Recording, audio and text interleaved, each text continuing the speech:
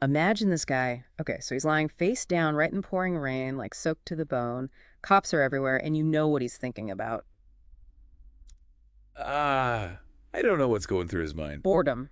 Like just sheer boredom. He's got this sudden urge to just stand up and see what happens, like a kid would. Wow, that's an interesting way to start a story. Right. And that guy in that crazy moment before everything changed is Adam Youssef. And this scene actually it kicks off his whole book, The True Me, How I Became a National Risk in Sweden. It's like his way of trying to make sense of his life and, Hmm. asking for people to judge him fairly. Exactly. And I bet you thought we'd jump right into that scene, huh? Yeah, I guess that would make But sense. not today. For this deep dive, we're going way back to Adam's childhood, like at the beginning.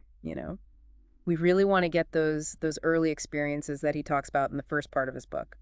Those are like the foundation of who he became, right? So we're using his autobiography as our main source, basically. Yeah, it's straight from him, his own words about how he grew up. And for our listeners out there, this trip back into Adam's past, it's going to give you some serious perspective, like seeing where he came from. It can help you understand the choices he made later on. Makes sense. So Adam, right from the start, he's talking about fairness. Like it's super important to him. Yeah, and he's really adamant about not judging people instantly or just dismissing them altogether. It's like he even brings up Prophet Muhammad, peace be upon him, talking about balancing out bad deeds with good ones. It's clear that he cares a lot about justice and understanding things deeply. Yeah, it totally sets the tone for the whole book. And then he starts talking about his early memories, especially his mom. Like their connection is so strong. Yeah, she was obviously a huge influence on him when he was little. She gave him that sense of love and safety. He talks about these little moments like singing in the kitchen together. Even when he was a tiny kid, messing up the words, she'd patiently help him out. You can just picture it, can't you? Yeah, totally. It's so sweet. And then there's that story about the Atari. He knew his dad had hidden it, but he's still snuck a chance to play it while his mom was busy. Her reaction is so classic, that mix of surprise and a little annoyance. It's like a perfect snapshot of a regular childhood, those little acts of rebellion. And then there's the Friday fun. A surprise, he thought he was skipping school, but it turns out his cousins were waiting for him with his makeshift pool on the roof. Yeah. Their building, it had like 5 apartments, all family, it sounds like. It was always full of life. Yeah, it really shows how close his family was, that strong sense of community. Even that tiny detail about the royal cup where little Adam would only drink water if his mom gave it to him. And this is so much about how connected they were and how much he depended on her. What do you think about that? How losing someone so important might affect him later on. That's a big question. And even before his mom passed away, there's this hint of sadness when he mentions her silent pain. Hmm. He remembers her having trouble with an apple, like it bothered her. And later he realized it was because of her cancer. It's crazy how much a little detail like that can stick with you. It is, and it's a good example of how kids don't always understand what's going on with adults. The apple becomes this like quiet foreshadowing of the huge loss that's coming. It makes you wonder how those early signs, even if you didn't realize what they meant at the time, how they might have affected him subconsciously. And then comes the day my world shattered. He was only 6 at his aunt's house when the phone rang. He remembers his aunt crying, dropping the phone. Even a kid could tell something was terribly wrong. The way he describes his feelings in that moment, it's heartbreaking. Losing your mom when you're that young, it can change everything about how you see the world. He talks about those last few moments with her in the back of a pickup truck. He was so shy and overwhelmed with grief that he couldn't even kiss her goodbye. He says, my world shifted. You can feel the weight of that missed opportunity even now. Yeah, that moment in the truck, that unspoken goodbye, it must have stayed with him. And then the memory of her burial in Dara, the image of the grave, the sounds of mourning, even his cousins asking those innocent but curious questions afterwards. Those are some powerful and maybe even traumatic things for a young kid to deal with. But even with all that sadness, he also talks about the warm haven of the village, the unconditional love from his extended family. He even describes the springtime there as springtime bliss. It sounds like they were a really important source of support after his mom died. Yeah, that contrast between the pain of losing his mom and the comfort of his family is really important. It suggests that even though he went through something awful, he still had that safety net of love and care. It makes you think about how those two things, losing someone so important and having such strong support, how they might have shaped his resilience or his expectations and relationships later on. Now things changed quite a bit when he went back home, didn't they? They did. After his mom died, the whole atmosphere at home was different. Mm-hmm. He talks about a sense of turmoil, Hmm. And only getting those fleeting moments of relief when his stepmom was gone, it doesn't sound like a very happy or stable environment. No, it doesn't. And the way he describes his dad as father absorbed in his work, maybe not even realizing what was going on at home, it probably made Adam feel even more alone during that time, when he was trying to adjust to everything. Yeah, he talks about the effects of family conflict, how unpredictable things were because of his stepmom's mood swings and her strictness. It sounds like he was dealing with a lot of emotional ups and downs. Right. It makes you wonder how living in that kind of environment might affect a child's sense of security and trust, in the long run. It's not surprising then that he starts talking about confronting conflict around 15 years old. He started standing up for himself, pushing back against his stepmom's authority. It might made him more resilient. But he also admits that those years left some emotional scars.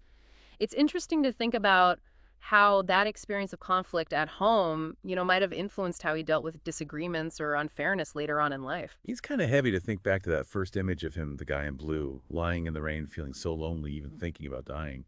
It's such a contrast to those early memories of warmth and connection with his family. It really does, and it makes you think about how someone can go from having a really supportive environment to feeling totally isolated. So let's switch gears a little bit. Adam also talks about some important relationships outside his immediate family, especially his friends from school. He mentions his close bond with his cousin Amar, who is actually his uncle, but only a few months older. They were in the same class, always at the top of the class academically, although Adam jokes that Amar was generally smarter except when it came to English. There's this sense of friendship, but also a little bit of rivalry. Right, and that kind of healthy competition can actually be really good for kids. It helps them develop ambition and push themselves to do better. The story about the teacher giving Amar all the prizes for being the top student and how Adam felt disappointed, but then Amar shared the prizes with him. It really shows how strong their friendship was, even with the competition. What do you think that tells us about Adam, his understanding of loyalty and generosity at that age? It seems like those values were already important to him, especially in his close relationships. And he also talks about his group of friends, Daya Amar and Salem. They were inseparable. They spent hours playing together, crafting memories with wood and paper, even building little cars with motors and lights. It sounds like a really creative and fun childhood. And their curiosity, it shines through in that story about trying to build a flying car after learning about helium. Curiosity unleashed. It's a perfect example of how kids dream big and love to experiment even if things don't work out. It's awesome. And those shared experiences of being creative and figuring things out together, they probably made their bond even stronger. Definitely. And then there's the influence of all the things they watched and read. Yeah. The magic of childhood media, like Digimon Adventure, waking up early to watch it at his grandfather's place. Hmm. That brings back memories for a lot of people our age. Totally. And Harry Potter, they were making wands and memorizing spells, and then there were the intense Yu-Gi-Oh tournaments. It just shows how much those stories captured their imaginations and gave them something to connect over, even inventing their own Pokemon game with custom cards that's next level creativity and teamwork. It's clear that these weren't just things they watched or read. Hmm. They really got into it. They built whole worlds around these stories. He also mentioned spending time at his aunt's house near a mountain and his first experience with young love under the stars.